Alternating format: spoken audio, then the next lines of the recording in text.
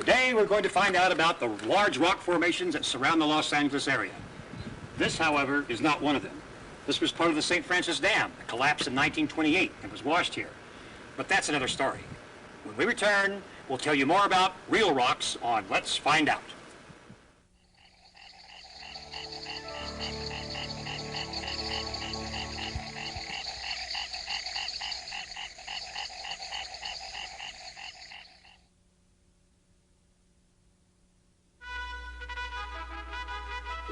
A Gorn.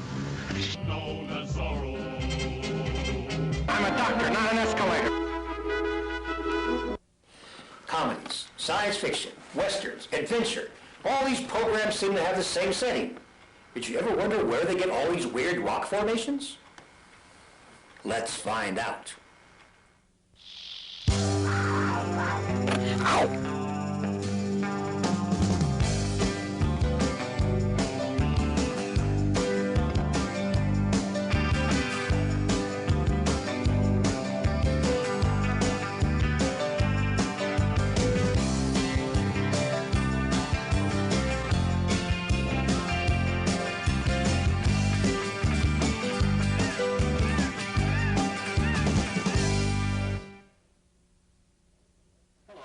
I'm Prickett, your host on Let's Find Out, a program that attempts to find out all about every aspect of life in the West. Today we want to find out about the rocks where movies were made around the Los Angeles area. And to help us, we have this marvelous machine concocted by the boys in the back. They tell me that it works. How does it work? I don't know, but I have faith in the boys in the back. It comes with this directory of stuff, so that should help us. Let's see, we want to find out about rocks where movies were made? Let's look up rocks. Rocks. Number 5. Right? 5. Here. This goes here. Turn the switch on. Never go out in the sun without some protection. And dial.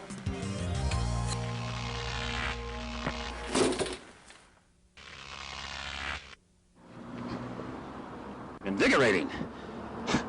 I gotta get somebody to work that board. This is not where I wanted to be. We'll have to drive there. Well, we're headed for Felipe's downtown LA to get some food before we keep on driving to our destination. But to see if this small museum of railroading they have here, they agree that a lot of cowboy movies were filmed out there at Chatsworth Rocks.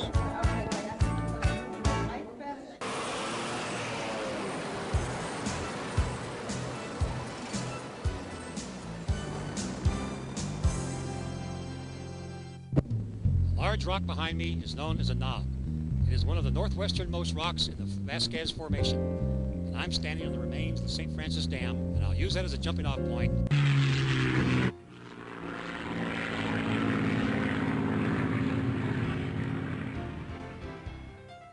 Most of the large rocks that form the northern border of the Los Angeles area were caused by uplifts when two massive tectonic plates, in this case the Pacific Plate and the North American Plate, collide.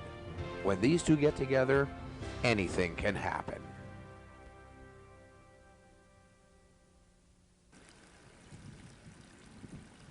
Up until recently, the Vasquez Formation was known as the Sespe Formation.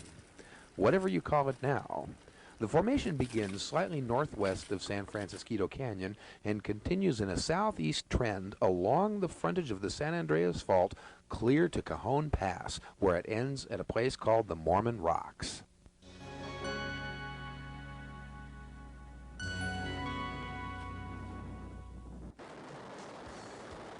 Heading north out of Los Angeles now over to some more rocks. Southern California is defined by the various mountains and rock formations that surround it. The Centinela Valley has the San Gabriel Mountains around it. Now we're coming to the Transverse Range, which goes over towards the Mojave Desert and the Coast Range. Grandparents probably remember these rocks in the background of Lone Ranger stories on television. Several other movies, grade B, were filmed here also. But today, there's a whole new breed of wildlife in these rocks. These white marks here are not droppings from owl nests or ravens or hawks. They're chalk, and they're left by people who were climbing these. And we have a whole new breed of wildlife the rock climber. And here we have a whole family of rock climbers. And your name is? Trina Harvo. And how long have you been rock climbing?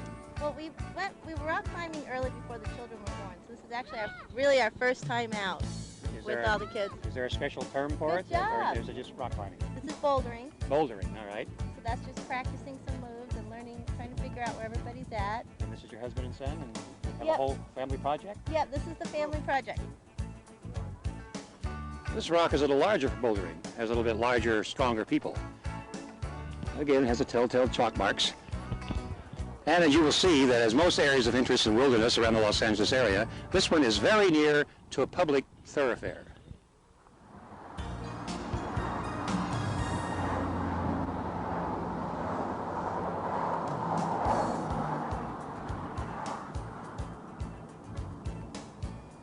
I often wonder why these particular rocks in this area of California don't have their own indigenous large lizard type.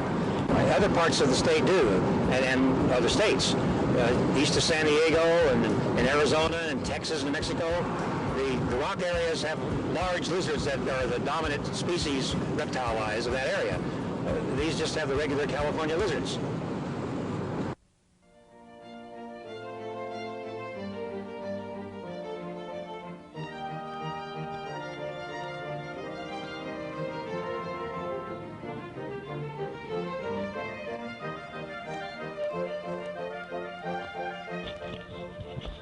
This is the Upper Mojave Desert. The main plant here that stands out and is so obvious to see is the Joshua tree. It was named by religious pioneers who, when coming west, were reminded of the story of Joshua holding up his arms and stopping the sun for a day so they could continue the battle. And as you see, the Joshua trees indeed have their arms reaching up to the heavens. A lot of movies were made in this forest here, the Joshua Forest. The old Cisco Kid TV westerns were made here with Duncan Ronaldo. And some of Gene Autry's Flying A pictures were made here. But there's a creature that lives here now, the Yucca night lizard. I don't know why they shouldn't call it the Joshua tree night lizard, but indeed, this is his habitat. And there's a whole biosphere that lives with him. There's snakes that prey on him, insects that he preys on, a whole world under the debris of a Joshua tree.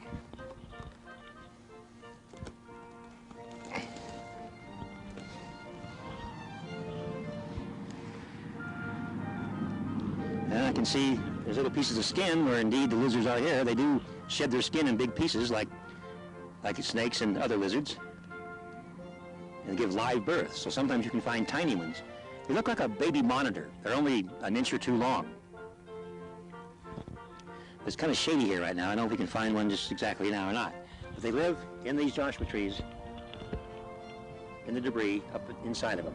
They live in these little branches or fronds down inside there, and sometimes they just kind of crawl along underneath, and you can find them in all sorts of places, even in the wood itself. One of their main sources of food is a termite, so that's where you find them in the rotting wood of the Joshua tree. And we'd like to put the debris back, even though it is desert debris. We don't want to destroy the habitat. When you look for things, try to leave them like you found them. A point for your knowledge board is that Joshua trees are not trees. They're lilies, or in the lily family, as are most of the yuccas that you find in the desert.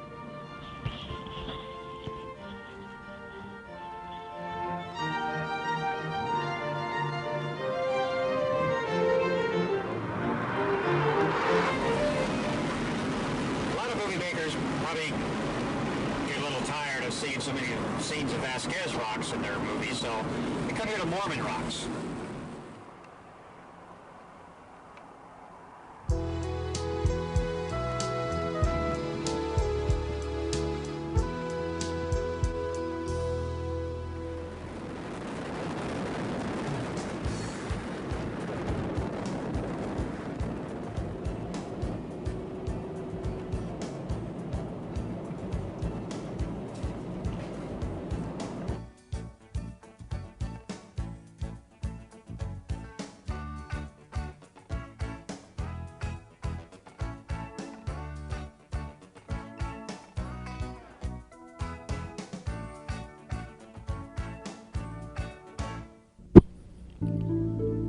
This is the most famous rock formation in the park. If you've watched any television or gone to any movies in the past 20 years, you've seen this view of those rocks. Seems to be a federal law that if you're going to make a science fiction or western movie, you have to use Vasquez Rocks. This was once the bottom of a sea. As the sediments were laid down and hardened, they turned into rock. And now you can read nature's storybook, page by page. If this wasn't a park, we could tear it apart and find the fossil remains in here. These rocks are very young. The shale and sandstone was created after the dinosaurs, but before the mammoths. Taco Bell used this in its commercial. As he moves from the valley floor upward into the heights, Art is also passing through millions of years of geologic time.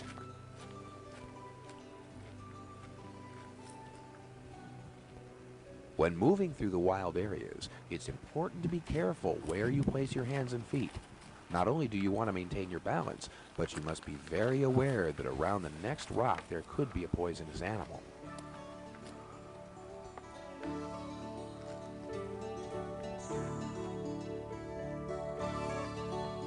The wagon train came right by this scene.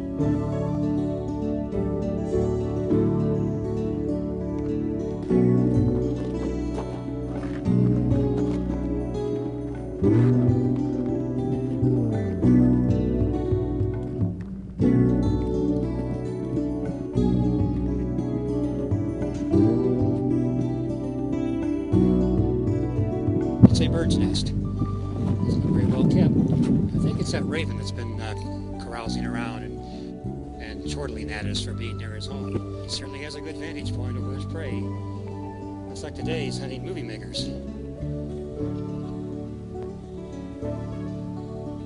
Big Valley, which is supposed to be in Stockton and the foothills of the Sierras, was filmed here. Once thrust up, these wonderful formations we see around here were caused by erosion, weathering from wind, rain, and flash floods, such as this bowl effect here, a nice little shelter from the storm. I'm sure many an Indian and animal has used this over the ages. Several bonanzas when they were in the desert used Vasquez Rocks. A wide variety of animals, birds, reptiles, and mammals call the rocky areas of Southern California's high country home.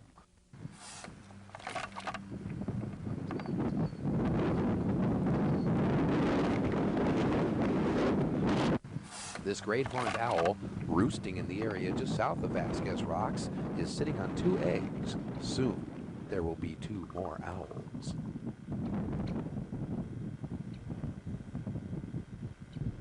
Lost in Space was often here. Well, as I round the juniper bush, we've talked about the natural aspects of the park and the historical aspects, and how they used to make movies here. Well, they still make movies here. In fact, as luck would have it, we come upon a music video group, El Nino, making What Comes Around. Sometimes the wonders of nature aren't exactly where you want them. So, as in the usual movie-making magic, you construct your own and wheel it around wherever you want. And Star Trek had several episodes, always using these scenes as different types of planets.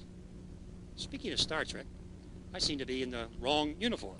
Computer, appropriate costume. That's better. Now I feel at one with the cosmos, and ready to go where no man has gone before to find out more. So you keep studying and join us next time on Let's Find Out. Yes? Warning, warning. My sensors indicate an intruder is present. Robot? Danger, danger. I will be merciful and quick. I'll be quicker. One to beam up. You better fend for yourself.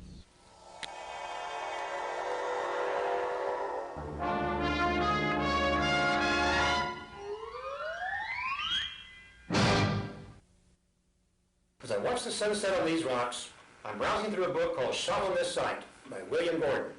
It tells where films were made all over the United States.